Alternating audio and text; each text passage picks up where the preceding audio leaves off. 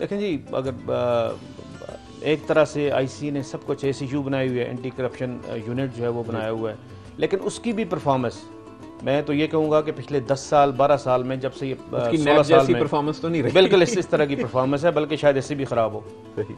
आप उस वक्त आपने क्या किया है, क्या लोगों के खिलाफ एक्शन लिया है, क्या बुकीज़, क्या उन प्लेयरों के खिलाफ कितना एक एक्शन लिया है जो ऑलरेडी इन्वॉल्व थे, जो मिड 90s में इस तरह के बड़े इंसिडेंट हुए हैं।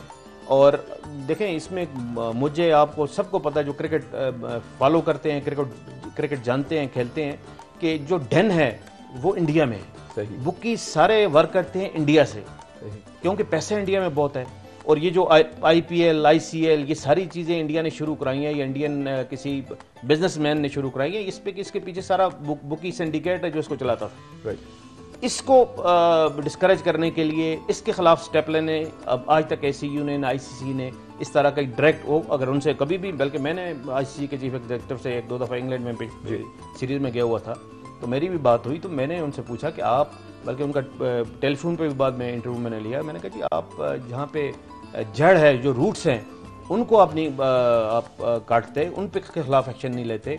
जो इंडिया में जिस तरह ओपनली तो नहीं कहेंगे, लेकिन सबको पता है कि ये बहुत ज्यादा माफिया चल रहा है। कुछ एग्री कर रहे थे आपकी बात से? नहीं, कहते हैं जी ये उनका डोमेस्टिक, क्योंकि आईसीएल या आईपीएल जो इंडियन प्रीमियर लीग या इंडियन क्रिकेट लीग है, ये डायरेक्टली आईसीसी के अंडर नहीं आता, ये उनका प्राइवेट। मैंने कहा जी ये प्राइवेट नहीं है, ये सारे आपके जो इंटरनेशनल स्टार्स हैं, इंटरनेशनल क्रिकेटर हैं, ये जाके वहाँ पे खेलते हैं, तो वो ही कैरी करते हैं, वही रिलेशन जो उनके बुकीज के साथ बनते हैं वो कैरी करते हैं इंटरनेशनल क्रिकेट में। इफेक्ट तो आपकी इंटरनेशनल क्रिकेट फिर इस तरह ही होती है। तो बेसिकली वो किन लोगों के अंडर आ रहे हैं, किस कंपनी के अंडर आ रहे हैं? वो एक प्राइवेट वेंचर है, अब इंडियन बिजनेसमैनों का है, आपको पता है, उसके अंदर उनके मूवी स्टार्स भी इन्वॉल्व हो गए हैं, बाकी बिजनेस जो टाइकून्स है वो इन्वॉल्व हैं।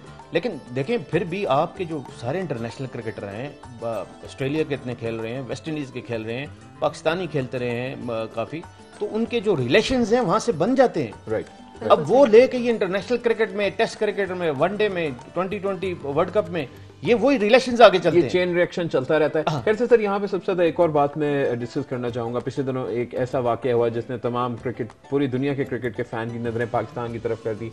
जुल्फिकार हैदर एक मैच खेलने जाते हैं, वहां से अचानक अपने सुबह होटल के कमरे से नहीं पाए जाते, भाग जाते हैं। उसकी एक वो बड़ी एक अजीबोगरीब सा रीजन बताते हैं, और आजकल अपने फेसबुक के अकाउंट से काफी अजीबोगरीब से मैसेजेस वगैरह भी देते रहते हैं। क्या फ्यूचर है उनका? ये क्या सारा सिनेरियो बिल्ड हुआ?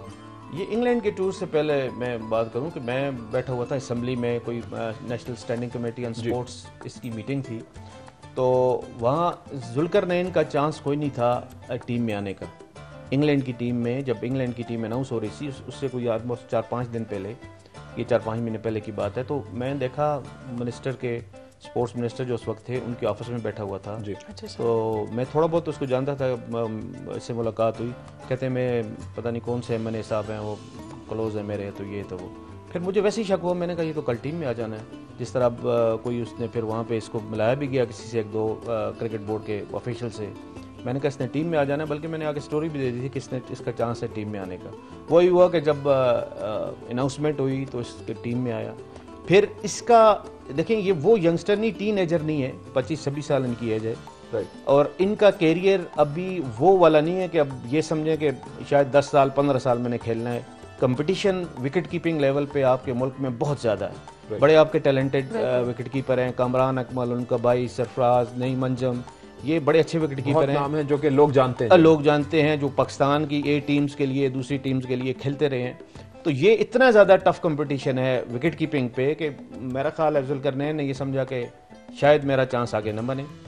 कमरान वापस आ गया तो फिर तो बिल्कुल नहीं बनेगा, और उन्होंने जो ये मूव की है और जो बगैर बताए गए हैं, देखें कोई कैसी भी बात हो, आपको कोई भी ऐसा प्रॉब्लम हो, मेरा ख्याल नहीं है कि हर एक को शायद थ्रेट भी मिलती हो, हर एक को फ़ोन भी आते हो, लेकिन इसका ये मतलब नहीं है कि आप टीम के साथ आए हो, आपकी टीम के पास कोई जेन्युइन विकेट कीपर नहीं है। वनडे आपका उसी दिन होता है, और वो वनडे कि जो फाइनल वनडे था, 5th वनडे 2-2 सीरीज ड्रा थी पाकिस्तान की, और ये आखिरी वनडे के सुबह आप गायब हो गए।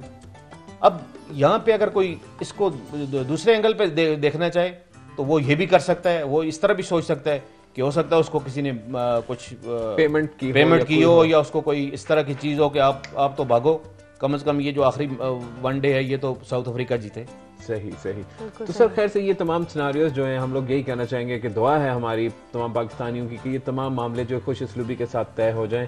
और बहुत शुक्रिया सर कि आप हमारे स्टूडियो में तशरीफ़ लाए। आपने क्रिकेट के ऊपर वर्ल्ड कप के हवाले से स्पेशली जो आगे कुछ हमारा एक और न्यूजीलैंड का जो टूर आ रहा है उस हवाले से और बहुत सी चीज़ों के हवाले से बात की। सर क्या कहना चाहेंगे जाने से पहले क्रिकेट के तमाम फैंस को?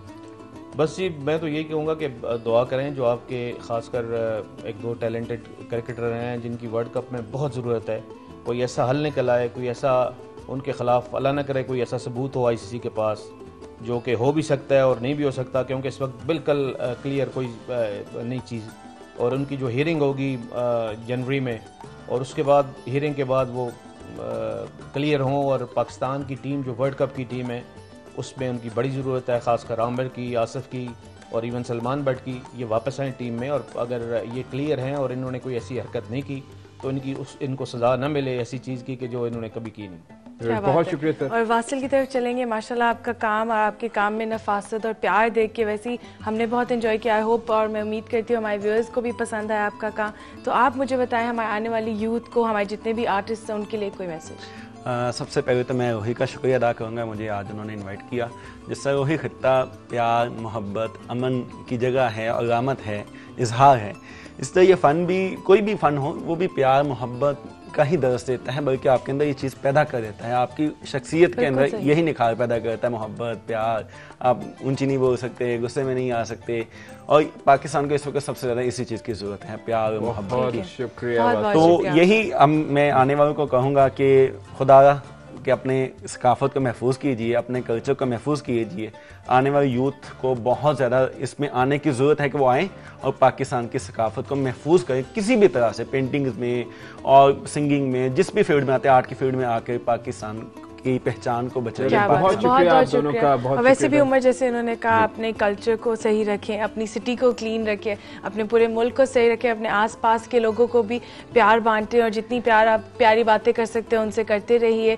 और अब हमारा वक्त हुआ है कि हम एक छोटी सी ब्रेक ले लें। तो ब्रेक के बाद जब हम वापस आएंगे हमारे पास एक न्यूज़ सेगमेंट होगा तो बहुत सी ताज़ा खबरें आप लोगों के लिए लाएंगे।